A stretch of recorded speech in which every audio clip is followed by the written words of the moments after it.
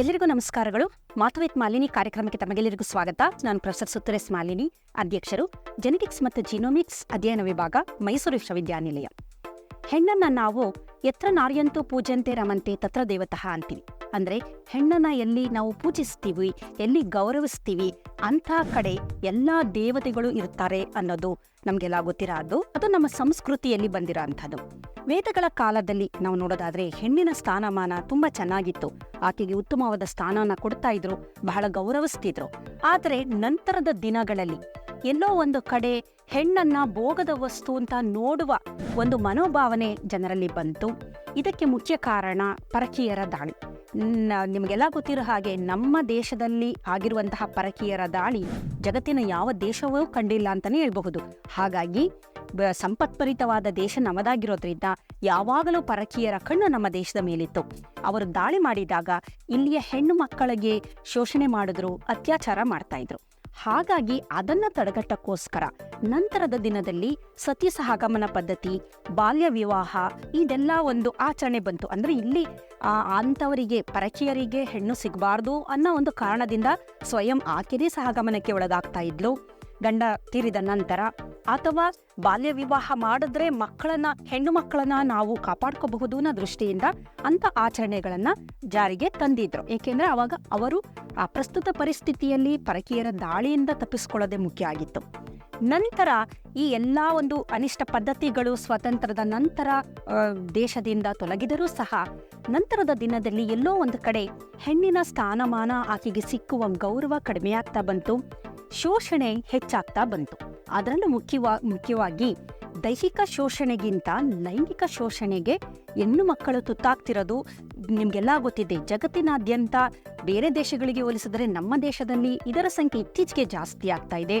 ಇಲ್ಲಿ ಈ ಲೈಂಗಿಕ ಶೋಷಣೆ ಅಂತ ನಾವು ನೋಡಿದಾಗ ಇಲ್ಲಿ ಹೆಣ್ಣು ವಯಸ್ಸಿಗೆ ಯಾವುದೇ ಒಂದು ಅಂತರ ಇಲ್ಲ. ಅದು ಬಾಲ್ಯದಲ್ಲೇ ಆಗ್ಬೋದು. ಸಣ್ಣ ಮಕ್ಕಳು ಶೋಷಣೆಗೆ ಒಳಗಾಗ್ತಿದ್ದಾರೆ, ಹದಿಹರೆಯದ ಮಕ್ಕಳು ಶೋಷಣೆಗೆ ಒಳಗಾಗ್ತಿದ್ದಾರೆ. ಒಂದು ಯೌವನಕ್ಕೆ ಬಂದಂಥವರು, ವಯಸ್ಸಾದವರು ಸಹ ಈ ಒಂದು ಲೈಂಗಿಕ ಶೋಷಣೆಗೆ ಒಳಗಾಗ್ತಿರೋದು ನಿಜವಾಗಲೂ ವಿಪರ್ಯಾಸವೇ ಸರಿ. ಕಾರಣ ಲೈಂಗಿಕ ಆರೋಗ್ಯ, ಲೈಂಗಿಕತೆಯ ಬಗ್ಗೆ ಮಕ್ಕಳಲ್ಲಿ ಒಂದು ಅರಿವಿಲ್ಲದೆ ಇರೋದು. ಅದರಲ್ಲೂ ಸಣ್ಣ ಮಕ್ಕಳಲ್ಲಿ, ಹದಿಹರೆಯದ ಮಕ್ಕಳಲ್ಲಿ ಇದರ ಬಗ್ಗೆ ಏನೂ ಒಂದು ಅರಿವಿಲ್ಲದೆ ಇರುವುದೇ ಇದಕ್ಕೆ ಮುಖ್ಯ ಕಾರಣ. ಇಲ್ಲಿ ಮಡಿವಂತಿಕೆಯಿಂದಾಗಿ ನಾವು ಕೆಲವೊಂದು ವಿಚಾರಗಳನ್ನ ಮಕ್ಕಳಲ್ಲಿ ಮುಚ್ಚಿಡ್ತೀವಿ. ಅದು ಅವ್ರಿಗೆ ತಿಳಿಬಾರ್ದು ಅಂತ ಅನ್ಕಂತೀವಿ. ಆದ್ರೆ ಅದು ತಿಳಿಯದೆ ಹೋಗಿರೋದ್ರಿಂದಾನೇ ಅವರಿಗೆ ತಮ್ಮನ್ನ ತಾವು ಯಾವ ರೀತಿ ಕಾಪಾಡ್ಕೋಬೇಕು ಅನ್ನೋದೇ ಗೊತ್ತಾಗ್ತಾ ಇಲ್ಲ. ಸಾಮಾನ್ಯವಾಗಿ ಸಣ್ಣ ಮಕ್ಕಳು ಈ ಒಂದು ಲೈಂಗಿಕ ದೌರ್ಜನ್ಯಕ್ಕೆ ತುತ್ತಾಗ್ತಿರೋದು ನಾವು ಕೇಳ್ತಾ ಇದ್ದೀವಿ. ಆ ಮಕ್ಕಳಿಗೆ, ಸಣ್ಣ ಮಕ್ಕಳಿಗೆ ಪೋಷಕರು ಅಥವಾ ಅವರ ಸ್ಕೂಲ್ ಟೀಚರ್ಸ್ಗಳು ಗುಡ್ ಟಚ್ ಮತ್ತೆ ಬ್ಯಾಡ್ ಟಚ್ ಯಾವುದು ಅನ್ನೋದನ್ನ ಅವಕ್ಕೆ ಮಕ್ಕಳಿಗೆ ತಿಳಿಸ್ಬೇಕಾಗುತ್ತೆ. ಅವರ ಅಂಗಾಂಗಗಳು, ಗುಪ್ತಾಂಗಾಂಗಗಳನ್ನ ಯಾರು ಮುಟ್ಟಕ್ಕೆ ಬಂದಾಗ ಅದನ್ನ ಯಾವ ರೀತಿ ಅವರು ಅದನ್ನ ಪ್ರೊಟೆಸ್ಟ್ ಮಾಡಬೇಕು, ಎಲ್ಲಿ ಅವರು ಮುಟ್ಟಿಸ್ಕೋಬಾರ್ದು, ಇದು ಗುಡ್ ಟಚ್ ಮತ್ತೆ ಬ್ಯಾಡ್ ಟಚ್ ಅನ್ನೋದು ಇತ್ತೀಚೆಗೆ ಕೆಲವು ಶಾಲೆಗಳಲ್ಲಿ ಟೀಚರ್ಸ್ಗಳು ಮಕ್ಕಳಿಗೆ ಹೇಳ್ತಿದ್ದಾರೆ. ಇದರ ಹೊರತಾಗಿ ಮನೆಯಲ್ಲೂ ಸಹ ಹೆಣ್ಣು ಮಕ್ಕಳಿಗೆ ತಾಯಂದಿರು ಇದರ ಬಗ್ಗೆ ಒಂದು ಮಾಹಿತಿನ ನೀಡಲೇಬೇಕು. ಆಗ ಮಗುವಿಗೆ ಗೊತ್ತಾಗುತ್ತೆ, ಯಾರೋ ನನ್ನ ಮುಟ್ಟಿದಾಗ ಅದು ಸರಿಯಾಗಿಲ್ಲ, ಆ ಸ್ಪರ್ಶದಲ್ಲಿ ಏನೋ ಒಂದು ಬೇರೆ ತರ ಇದೆ ಅನ್ನೋದು ಆ ಮಗುವಿಗೆ ಅರಿವಾಗುತ್ತೆ. ಸಾಮಾನ್ಯವಾಗಿ ಯಾವುದೇ ಜೀವಿಯಾಗ್ಲಿ, ಹೆಣ್ಣು ಜೀವಿಗೆ ಈ ಒಂದು ಒಳಗಣ್ಣು ಯಾವಾಗ್ಲೂ ತೆರೆದಿರುತ್ತೆ. ಗೊತ್ತಾಗುತ್ತೆ ಏನೋ ಒಂದು ತೊಂದರೆ, ಏನೋ ಒಂದು ಆಗ್ತಾ ಇದೆ, ಈ ಸ್ಪರ್ಶ ಸರಿ ಇಲ್ಲ, ಈ ನೋಟ ಸರಿ ಇಲ್ಲ ಅನ್ನೋದು ಬಹಳ ಸೂಕ್ಷ್ಮವಾಗಿ ಗೊತ್ತಾಗುತ್ತೆ. ಆದರೆ ಅದನ್ನ ಆ ಒಳಗಣ್ಣನ್ನ ತೆರೆದಿಡುವಂತಹ ಕಾರ್ಯವನ್ನ ತಂದೆ ತಾಯಿಗಳು ಮಾಡಬೇಕು. ಮತ್ತೆ ಪೋಷಕರ ಹೊರತಾಗಿ ಅವರ ಶಾಲಾ ಕಾಲೇಜುಗಳಲ್ಲಿ ಆ ಟೀಚರ್ಸ್ಗಳು ಸಹ ಮಾಡಬಹುದು. ಅದು ಒಂದು ಸಲ ಆ ಒಂದು ಇನ್ನರ್ ಸೆನ್ಸ್ ಏನಿದೆ ಅದು ಓಪನ್ ಅಪ್ ಆದ್ರೆ ಖಂಡಿತವಾಗ್ಲೂ ಯಾವ ನೋಟ ಸರಿ ಇಲ್ಲ, ಯಾವ ಸ್ಪರ್ಶ ಸರಿ ಇಲ್ಲ, ಯಾವ ನಡೆ ಸರಿ ಇಲ್ಲ ಅಂತ ಮಕ್ಕಳಿಗೆ ಗೊತ್ತಾಗುತ್ತೆ. ಇದರ ಹೊರತಾಗಿ ಸಣ್ಣ ಮಕ್ಕಳನ್ನು ಬಾಲ್ಯದಲ್ಲಿ ಸಾಮಾನ್ಯವಾಗಿ ಲೈಂಗಿಕ ದೌರ್ಜನ್ಯಕ್ಕೆ ಒಳಗಾಗೋದು ಮಕ್ಕಳು ಅವರ ಸಂಬಂಧಿಕರಿಂದ, ಕೆಲವು ಕುಟುಂಬದ ಸದಸ್ಯರಿಂದ, ಅಥವಾ ಅಣ್ಣ ತಮ್ಮ ಅವರ ಸ್ನೇಹಿತರುಗಳಿಂದ, ಅಥವಾ ಅಕ್ಕಪಕ್ಕದ ಮನೆಯವರಿಂದ.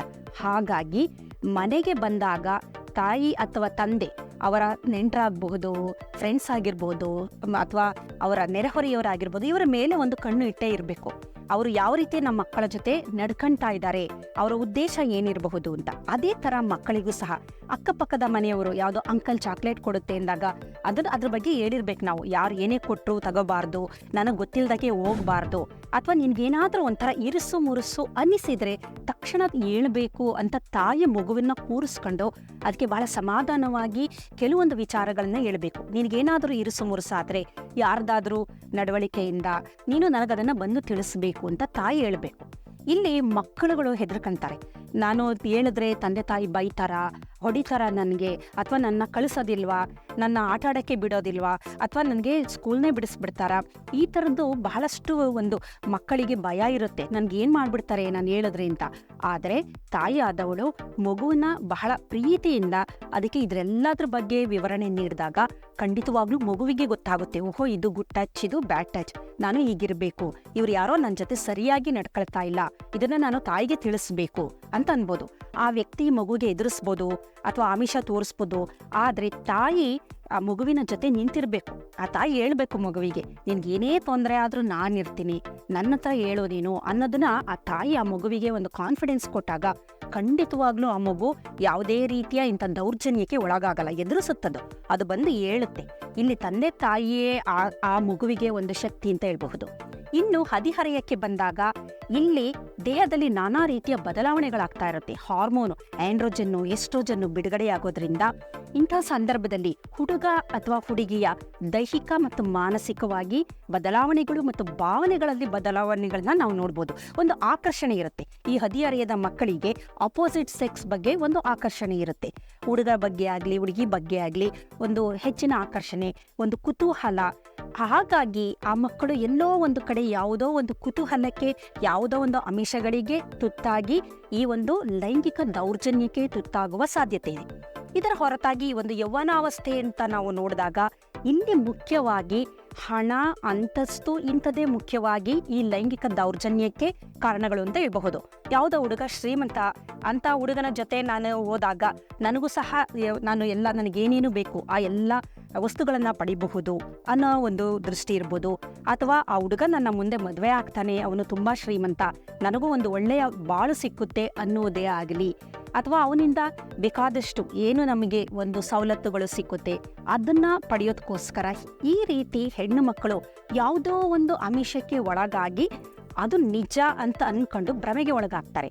ಇಲ್ಲಿ ಅಂತಸ್ತಾಗ್ಲಿ ಹಣ ಆಗ್ಲಿ ಆ ಟೆಂಪ್ರರಿ, ಅವನಿಗೆ ಆ ಒಂದು ವಿಷಯಾಸಕ್ತಿ ಇರೋದ್ರಿಂದ ಅವನಿಗೆ ಅದು ಬೇಕಿರುತ್ತೆ, ಅದು ಪಡೆಯೋದಕ್ಕೋಸ್ಕರ ಅವನು ಆಕೆಗೆ ಡ್ರೆಸ್ ಕೊಡ್ಸೋದಾಗ್ಲಿ, ಮೊಬೈಲ್ ಕೊಡ್ಸೋದಾಗ್ಲಿ, ಈ ಥರದ್ದು ಆ ಒಂದು ಆಕರ್ಷಣೀಯವಾದ ವಸ್ತುಗಳಿಗೆ ಹೆಣ್ಣು ಮಕ್ಕಳು ಬಲಿಯಾಗ್ತಿರೋದು ಇತ್ತೀಚೆಗೆ ತುಂಬ ಜಾಸ್ತಿ ಆಗ್ತಾ ಇದೆ.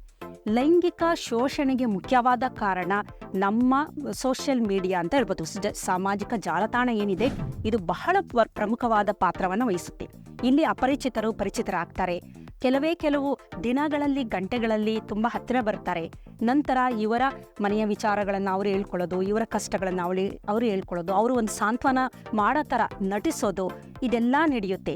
ಕೊನೆಗೊಂದು ದಿನ ಅವ್ರನ್ನ ಸರಿಯಾಗಿ ಆ ಹೆಣ್ಣು ಮಕ್ಕಳನ್ನೇ ಶೋಷಣೆ ಮಾಡಿ ನಂತರ ಅವರು ಅಲ್ಲಿಂದ ಎಸ್ಕೇಪ್ ಆಗ್ತಾರೆ. ಹಾಗಾಗಿ ಮತ್ತೆ ಮೊಬೈಲ್ ಫೋನ್, ಅವರು ಈಸಿಯಾಗಿ ಅವ್ರನ್ನ ಕಾಂಟ್ಯಾಕ್ಟ್ ಮಾಡಿ ಅವರು ಭೇಟಿಯಾಗೋದಾಗ್ಲಿ, ಇಂಥದಕ್ಕೆಲ್ಲದಕ್ಕೂ ಈ ಒಂದು ಸಾಮಾಜಿಕ ಜಾಲತಾಣ ಮತ್ತು ಏನು ಮೊಬೈಲ್ ಫೋನ್ಗಳಿದೆ ಅದರ ಮುಖಾಂತರ ಇಂದು ಲೈಂಗಿಕ ದೌರ್ಜನ್ಯ ಹೆಚ್ಚಾಗ್ತಾ ಇದೆ. ಸೈಬರ್ ಬುಲ್ಲಿಂಗ್ ನಿಮಗೆಲ್ಲ ಗೊತ್ತಿರ್ಬೋದು. ಹೆಣ್ಣು ಮಕ್ಕಳನ್ನ ಅಥವಾ ಗಂಡು ಮಕ್ಕಳನ್ನ ಆ ಒಂದು ವಿಡಿಯೋಗಳ ಮುಖಾಂತರ ಮೊದಲು ಪರಿಚಯ ಮಾಡ್ಕೊಳ್ಳೋದು, ನಂತರ ವಿಡಿಯೋಗಳ ಮುಖಾಂತರ ಸುಂದರವಾದ ಹುಡುಗಿ ಮಾತಾಡೋದು ಅಥವಾ ಸುಂದರವಾದ ಹುಡುಗ ಮಾತಾಡೋದು, ನಂತರ ಬಹಳ ಹತ್ತಿರವಾಗಿ ಅವರ ಖಾಸಗಿ ಅಂಗಾಂಗಗಳನ್ನು ಅವರು ಅಲ್ಲಿ ತೋರಿಸ್ಕೊಳ್ಳೋದು, ಅದರ ನಂತರ ಅವರನ್ನು ಬ್ಲ್ಯಾಕ್ ಮೇಲ್ ಮಾಡೋದು. ಇದರಿಂದ ಬೇಕಾದಷ್ಟು ಮಕ್ಕಳು ಖಿನ್ನತೆಗೆ ಒಳಗಾಗ್ತಾ ಇದ್ದಾರೆ. ಅವರ ವಿದ್ಯಾಭ್ಯಾಸ ನಿಂತೋಗ್ತಾ ಇದೆ. ತಂದೆ ತಾಯಿಗಳು, ಇಡೀ ಒಂದು ಕುಟುಂಬ ನರಳಿದ್ದಾರೆ. ಎಲ್ಲಿ ಅದು ಈಚೆಗೆ ಬಂದರೆ ನಮ್ಮ ಮಕ್ಕಳ ಮಾನ ಮರ್ಯಾದೆ ಹೋಗುತ್ತೋ, ಕುಟುಂಬದ ಮರ್ಯಾದೆ ಹೋಗುತ್ತೋ ಅನ್ನೋದು ಈ ಸೈಬರ್ ಬುಲ್ಲಿಂಗು ತುಂಬ ಇತ್ತೀಚಿನ ದಿನದಲ್ಲಿ ಜಾಸ್ತಿ ಆಗ್ತಾ ಇದೆ. ದುಡ್ಡಿಗೆ ಬೇಡಿಕೆ ಇಡ್ತಾರೆ, ಬೇಡಿಕೆ ಇಟ್ಟು ಬೇಕಾದಷ್ಟು ಹಣವನ್ನು ಪಡಿತಾ ಇದ್ದಾರೆ.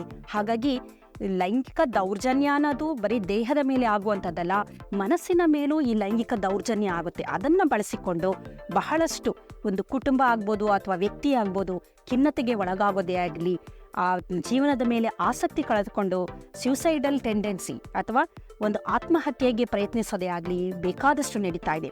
ವಯಸ್ಸಾದವರು ಸಹ ಈ ಒಂದು ಲೈಂಗಿಕ ದೌರ್ಜನ್ಯಕ್ಕೆ ಒಳಗಾಗ್ತಿರೋದು ನೋಡಿದ್ರೆ ನಿಜವಾಗ್ಲೂ ಆಶ್ಚರ್ಯ ಅನ್ಸುತ್ತೆ. ಕಾರಣ ವಯಸ್ಸಾದವರಲ್ಲಿ ಒಂದು ಪಕ್ವತೆ ಇರುತ್ತೆ, ತಿಳುವಳಿಕೆ ಇರುತ್ತೆ, ಅವರು ಓದಿರ್ತಾರೆ, ಎಜುಕೇಟೆಡ್ ಕ್ಲಾಸಲ್ಲಿ ಇರ್ತಾರೆ, ಆದರೂ ಸಹ ಲೈಂಗಿಕ ದೌರ್ಜನ್ಯಕ್ಕೆ ಒಳಗಾಗ್ತಾ ಇದ್ದಾರೆ. ಎಲ್ಲೋ ಒಂದು ಕಡೆ ನಾವು ಮೈ ಮರೆಯೋದು ಈ ಒಂದು ಲೈಂಗಿಕ ದೌರ್ಜನ್ಯಕ್ಕೆ ತುತ್ತಾಗುವ ಸಾಧ್ಯತೆಯನ್ನ ಹೆಚ್ಚಿಸುತ್ತೆ ಅಂತಾನೆ ನಾವು ಹೇಳ್ಬೋದು. ನಾವು ಎಲ್ಲೇ ಹೋದಾಗ, ಉದಾಹರಣೆಗೆ ಹೇಳ್ಬೇಕಂದ್ರೆ, ಹೆಣ್ಮಕ್ಳು ಯಾವುದೋ ಒಂದು ಮಾಲಲ್ಲಿ ಹೋಗಿ ಒಂದು ಟ್ರೈಲರ್ ರೂಮಲ್ಲಿ ಅವರು ಬೇಕಾದಷ್ಟು ಬಟ್ಟೆಗಳನ್ನ ಚೇಂಜ್ ಮಾಡ್ತಿರೋ ಅಂತ ಸಂದರ್ಭನೇ ಆಗಿರಬಹುದು, ಅಥವಾ ಯಾವುದೋ ಒಂದು ಹೊರಗಡೆ ಒಂದು ಪ್ರವಾಸಿ ತಾಣಕ್ಕೆ ಹೋಗಿ ಅಲ್ಲಿ ಉಳ್ಕೊಂಡಾಗ ಅಲ್ಲಿ ಅವರ ಒಂದು ಖಾಸಗಿ ವಿಚಾರಗಳನ್ನ ವಿಡಿಯೋ ಮಾಡೋದೇ ಆಗಲಿ.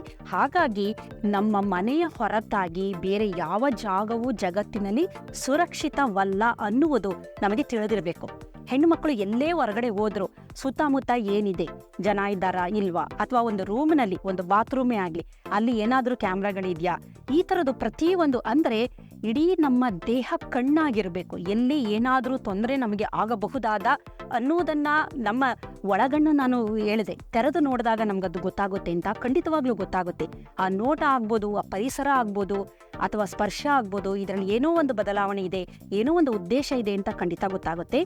ಯಾವುದೇ ವ್ಯಕ್ತಿ ಆಗಲಿ, ಯಾರೋ ನಮ್ಮನ್ನ ಹಿಂಬಾಲಿಸ್ತಿದ್ದಾರೆ, ಏನೋ ಒಂದು ತೊಂದರೆ ಅಂದರೆ ಅದು ಗೊತ್ತಾಗ್ತಾ ಇರುತ್ತೆ. ಆದರೆ ಆ ಸೆನ್ಸಿಟಿವಿಟಿನ ನಾವು ಬೆಳೆಸ್ಕೊಳ್ಬೇಕು. ಅದರ ಜೊತೆಗೆ ಮಕ್ಕಳಲ್ಲೂ ಸಹ ಆ ಒಂದು ಸೆನ್ಸಿಟಿವಿಟಿನ ನಾವು ಬೆಳೆಸಬೇಕಾಗುತ್ತೆ. ಎಲ್ಲೇ ಹೋದಾಗ ಎಲ್ಲೋ ಒಂದು ಕಡೆ ಹುಷಾರಾಗಿರ್ಬೇಕು, ಒಂದೇ ಎಚ್ಚರಿಕೆ ಇರಲೇಬೇಕು. ನಿರ್ಜನ ಪ್ರದೇಶ ಆಗಿರಬಹುದು, ಅಥವಾ ಗೊತ್ತಿಲ್ಲದ ಜಾಗ ಆಗಿರಬಹುದು, ಗೊತ್ತಿಲ್ಲದ ವ್ಯಕ್ತಿ ಆಗಿರಬಹುದು, ಅಥವಾ ಯಾವುದಾದರೂ ವ್ಯಕ್ತಿ ಎಲ್ಲೋ ಒಂದು ಕಡೆ ಬನ್ನಿ ಅಂತಂದಾಗ ಅವನ ಉದ್ದೇಶ ಏನಿರ್ಬೋದು, ನಾನು ಅಲ್ಲಿ ಹೋದಾಗ ನನ್ಗೇನಾದ್ರೂ ತೊಂದರೆ ಆಗಬಹುದಾ, ಅಂತ ಸಂದರ್ಭದಲ್ಲಿ ನನ್ನ ಜೊತೆ ನಾನು ಯಾರನ್ನಾರು ಕರ್ಕೊಂಡು ಹೋಗ್ಬೇಕಾ, ಅಥವಾ ಅಲ್ಲಿ ಹೋದಾಗ ಅಲ್ಲಿಗೆ ಹೋಗಕ್ ಮೊದಲು ನನ್ನ ಪ್ರಿಪ್ರೇಷನ್ ಹೇಗಿರಬೇಕು, ಅಲ್ಲಿ ಹೋದ ನಂತರ ಆ ಒಂದು ಏನು ಒಂದು ಮನೇನೋ ಅಥವಾ ರೂಮ್ ಇದೆ ಅಲ್ಲಿ ಅದನ್ನ ಪರಿಶೀಲನೆ ಮಾಡಬೇಕಾಗುತ್ತೆ. ಇಲ್ಲಿ ಶರ್ಲಾಕ್ ಹೋಮ್ ಥರ ಅದನ್ನ ಪರಿಶೀಲನೆ ಮಾಡಿ ಅದೇನಾದ್ರೂ ದೌರ್ಜನ್ಯ ನಡೆಸುವಂತಹ ಸಂದರ್ಭ ಬಂದರೆ ನನ್ನ ರಿಯಾಕ್ಷನ್, ನನ್ನ ಮೂವ್ ಹೇಗಿರಬೇಕು ಅಲ್ಲಿ ಅನ್ನೋದನ್ನೆಲ್ಲ ನೋಡ್ಬೇಕಾಗುತ್ತೆ. ಅಲ್ಲಿ ಯಾವ ಬಾಗ್ಲಿದೆ, ಅಥವಾ ದೊಡ್ಡದಾದ ಯಾವ್ದಾದ್ರು ಆಯುಧಗಳಿದ್ಯಾ, ಯಾವ್ದಾದ್ರು ವಸ್ತು ಇದೆಯಾ, ಅಂದ್ರೆ ನಮ್ಮನ್ನ ನಾವು ಪ್ರೊಟೆಕ್ಟ್ ಮಾಡ್ಕೊಳಕ್ಕೆ ಈ ರೀತಿಯ ಮನಸ್ಥಿತಿಯನ್ನ, ಒಂದು ಪ್ರೊಟೆಕ್ಟಿವ್, ರಕ್ಷಣಾತ್ಮಕವಾಗಿ ನಮ್ಮ ಮೆದುಳಿನಲ್ಲಿ ಕೆಲವೊಂದು ಈ ಯೋಚನೆಗಳು ಮೊದಲೇ ಅದನ್ನ ನಾವು ತಯಾರಿಟ್ಕೊಂಡ್ರೆ ಖಂಡಿತವಾಗ್ಲೂ ಎಂಥದೇ ಸಂದರ್ಭದಲ್ಲಾಗ್ಲೂ ಯಾವ ಲೈಂಗಿಕ ಶೋಷಣೆಗೆ ಯಾರೂ ಒಳಗಾಗೋದಿಲ್ಲ.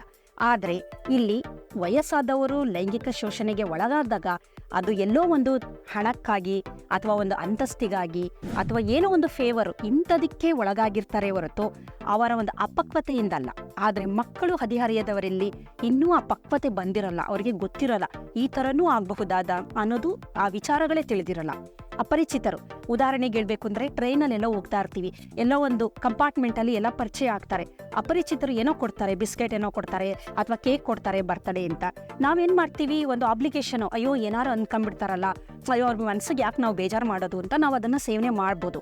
ಆದ್ರೆ ಇಲ್ಲಿ ನನ್ನ ರಕ್ಷಣೆ ಮುಖ್ಯ ಆಗಿರೋದ್ರಿಂದ ಅದನ್ನ ನೀಟಾಗಿ ರಿಜೆಕ್ಟ್ ಮಾಡ್ಬೋದು. ಬೇಡ, ಇವತ್ತು ನಾನು ತಿನ್ನಲ್ಲ, ಇಲ್ಲ ಬಿಸ್ಕೆಟ್ ಆಗಲ್ಲ, ಕೇಕ್ ತಿನ್ನಲ್ಲ, ಈ ರೀತಿ ನಯವಾಗಿ, ಒಂದು ಅವ್ರಿಗೆ ಗೊತ್ತಾಗದ ರೀತಿಯಲ್ಲಿ ನಯವಾಗಿ ಇದನ್ನ ನಾನು ಸೇವಿಸೋಲ್ಲ ಅಂತ ನಾವು ಅದನ್ನ ರಿಜೆಕ್ಟ್ ಮಾಡೋದೇ ಆಗ್ಲಿ, ಅಥವಾ ಯಾರಾದ್ರೂ ಕುಡಿಯೋದಕ್ಕೆ ಏನಾದ್ರೂ ಕೊಟ್ಟಾಗ ಅದನ್ನ ಸೇವನೆ ಮಾಡದೇ ಇರೋದೇ ಆಗ್ಲಿ, ಈ ರೀತಿ ಪ್ರತಿಯೊಂದು ಹಂತದಲ್ಲೂ ನಮ್ಮ ಮನೆ ಬಿಟ್ಟು ಹೊರಗಡೆ ನಾವು ಹೋದಾಗ ಪ್ರತಿಯೊಂದು ಹಂತದಲ್ಲೂ ನಾವು ಬಹಳ ಒಂದು ಎಚ್ಚರಿಕೆ ವಹಿಸಬೇಕು. ಅಯ್ಯೋ ಬಿಡು, ನನಗೆ ವಯಸ್ಸಾಗಿದೆ, ನನಗೇನು ಆಗಲ್ಲ ಅನ್ನೋದಕ್ಕಿಂತ, ನಾನು ಹೆಣ್ಣು, ಅದು ದೌರ್ಜನ್ಯ ನಡೆಯುತ್ತಿರೋದು ಬಾಲ್ಯ ಆಗ್ಬೋದು, ಸಣ್ಣ ಮಕ್ಕಳಾಗಿರ್ಬೋದು, ಅಥವಾ ವಯಸ್ಸಾದವನ ಥರ ಆಗಿರ್ಬೋದು, ಯಾರಿಗೆ ಬೇಕಾದರೂ ಇದು ನಡೆಯುವ ಸಾಧ್ಯತೆ ಇರೋದ್ರಿಂದ ಎಲ್ಲ ಹಂತದಲ್ಲೂ ಮನೆಯಿಂದ ಹೊರಗೆ ನಾವು ಹೊರಟ ನಂತರ ನಾವು ಮೈಯೆಲ್ಲ ಕಣ್ಣಾಗಿರಬೇಕು. ಪ್ರತಿಯೊಂದು ಹಂತದಲ್ಲೂ ಎಲ್ಲೋ ಒಂದು ಕಡೆ ನಮ್ಮ ಇನ್ನರ್ ಸೆನ್ಸ್ ಅಥವಾ ಕಾನ್ಶಿಯಸ್ ನಮ್ಗೆ ಹೇಳ್ತಾ ಇರಬೇಕು, ಸ್ವಲ್ಪ ಕೇರ್ಫುಲ್ ಆಗಿರು ಅಂತ. ಹಾಗಾಗಿ ಅಂತಹ ರಕ್ಷಣಾ ವ್ಯವಸ್ಥೆಯನ್ನು ನಾವು ಹೊಂದಿದಾಗ, ಅಂಥ ಆಲೋಚನೆಗಳು ನಮ್ಮಲ್ಲಿದ್ದಾಗ, ಪ್ರಿಪ್ರೇಷನ್ ಇದ್ದಾಗ, ಖಂಡಿತವಾಗ್ಲೂ ಎಂಥ ಪ್ರದೇಶನೇ ಆಗಲಿ ಆದಷ್ಟು ನಾವು ಈ ಒಂದು ದೌರ್ಜನ್ಯಕ್ಕೆ ಒಳಗಾಗದಿದ್ದ ಹಾಗೆ ನಮ್ಮನ್ನು ನಾವು ಕಾಪಾಡ್ಕೋಬೇಕು.